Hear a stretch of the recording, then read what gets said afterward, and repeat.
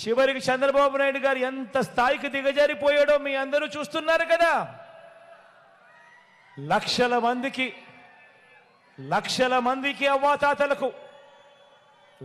మందికి అవ్వాతాతలకు వికలాంగులకు వితంతు అక్క చెల్లెమ్మలకు ఇంకా తమను తాము పోషించుకోలేని అభాగ్యులకు ఈ పెన్షన్ రూపాయి అందితే తప్ప జీవితాలు కూడా గడవని వారికి నెల 1వ తారీఖున ఇంటికే వచ్చి సూర్యోదయానికంటే మునిపే చిక్కటి చిరునవ్వులతో పెన్షన్ ఇంటికే వచ్చి చేతికే ఇచ్చిపోతా ఉన్న వాలంటీర్లను ఏప్రిల్ 1వ తారీఖు నుంచి పెన్షన్ ఇవ్వటానికి వీలు లేదని ఎన్నికల కమిషన్ తన మనుషుల చేత, చంద్రబాబు నాయుడు గారు తన మనుషుల చేత ఫిర్యాదు చేసి ఆదేశాలు ఇప్పించాడు.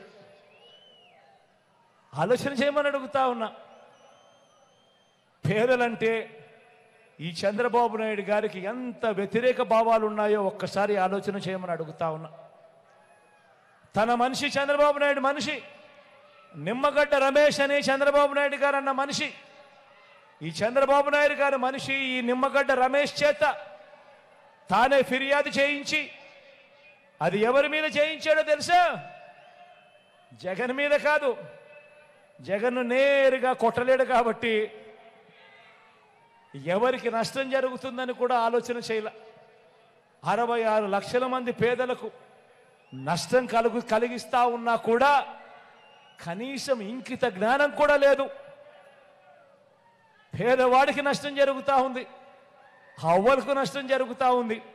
నడవలేని వయసులో ఉన్న ఆ అవ్వలకు చేతనైతే ఇంటికెళ్ళి తోడుగా ఉండి ఇప్పించే కార్యక్రమంలో శభాషం చెప్పాల్సింది పోయి ఆ వాలంటీర్ వ్యవస్థనే ఏకంగా రద్దు చేసే కార్యక్రమానికి శ్రీకారం చుడతా ఉన్నాడు అని అంటే ఇలాంటి మనిషిని ఏమనాలి అని ఒక్కసారి ఆలోచన చేయమని అడుగుతా ఉన్నా.